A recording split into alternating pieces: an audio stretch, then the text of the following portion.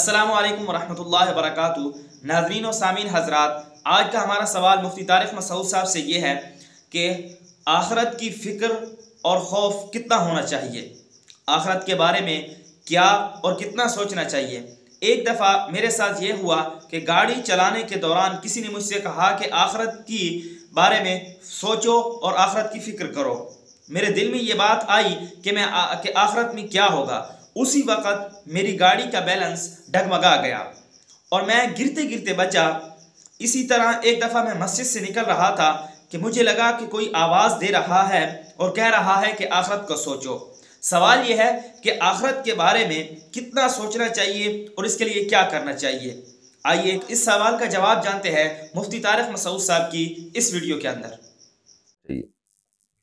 جب گاڑی چلا رہے ہو نا تو آگے دیکھا کریں کون کون سی گاڑیاں آ رہی ہیں، کون کون سی جا رہی ہیں، کوئی کھڈا تو نہیں ہے، کوئی گٹر تو نہیں ہے۔ اور خاص طور پر جب کراچی میں آپ گاڑی چلا رہے ہیں تو آپ چلائیں نہیں، اصل تو یہ ہے کہ چلائیں ہی نہیں آپ، لیکن اگر بالفرض مجبوری میں چلانا پڑ رہا ہے تو بس پھر دیکھتے ہی رہیں سامنے، کوئی بھی کسی بھی وقت کھڈے میں آپ جا سکتے ہیں۔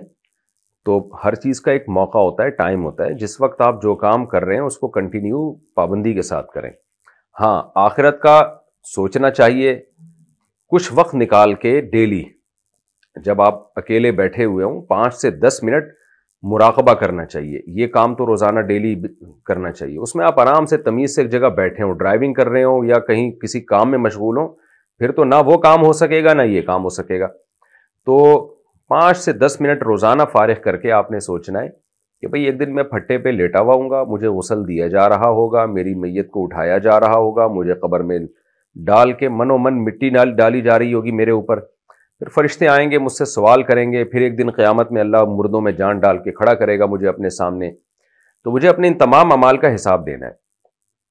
تو پھر میں سوچوں کہ میں نے اچھا کر رہا ہوں یا برا۔ اگر اچھا کیا ہے تو دن بھر کے اعمال سوچیں، جو کام اچھے کیے اس پہ اللہ کا شکر ادا کریں کہ اللہ تیرا فضل ہے، مجھے اچھے کی توفیق دی، دعا کریں اللہ مجھے آئندہ بھی اس کی توفیق دے، اپنے آپ کو خود موٹیویٹ کریں۔ اور جو برا کیا اس پہ اللہ سے توبہ استغفار کریں اور سوچیں کہ میں کب تک برا کرتا رہوں گا، ایک دن بڑھاپے میں یہ برائیاں چھوٹ جائیں گی لیکن پھر ثواب نہیں ملے گا۔ تو بہتر نہیں ہے کہ جوانی میں یہ سب برائیاں چھوڑ دی جائیں۔ اس طرح سے روزانہ 5 سے 10 منٹ نکال کے یہ اپنا مراقبہ اور محاسبہ کرنا چاہیے۔ محاسبہ کہتے ہیں اپنے اعمال کا احتساب، مراقبہ کہتے ہیں موت کا تصور۔ تو یہ 2 کام کرنے چاہیے آپ کو، ٹھیک ہے نا۔ دوسرا، نارملی کب آخرت کا سوچنا چاہیے؟ جب موقع ہو۔ موقع کا مطلب کوئی گناہ کا دل چاہ رہا ہے، اس وقت آپ فوراً آخرت کا سوچیں۔ نماز کا ٹائم ہے، اذان ہو رہی ہے، آپ کا دل نہیں چاہ رہا مسجد جانے کو، اس وقت آخرت کا سوچیں۔ تو جب کسی عمل کا موقع آئے نا جس کا آخرت سے تعلق ہو تو اس موقع پہ آخرت کو سوچنا چاہیے۔ تو اتنا کافی ہے، اور اتنا خوف آخرت کا پیدا کر لینا چاہیے جس سے آپ سے گناہ چھوٹ جائیں۔ اللہم اقسم لنا من خشیتک ما تحول بہ بیننا وبین معصیتک، حدیث میں آتا ہے، دعا سکھائی آپ صلی اللہ علیہ وسلم نے، اے اللہ اپنا اتنا خوف عطا کر دے کہ وہ خوف میرے اور تیری نافرمانی گناہ کے درمیان رکاوٹ بن جائے، آڑ بن جائے، یعنی میں گناہ نہ کر سکوں، اتنا خوف اللہ کا پیدا ہو جائے، بس اتنا ہی چاہیے، یہی مقصود ہے۔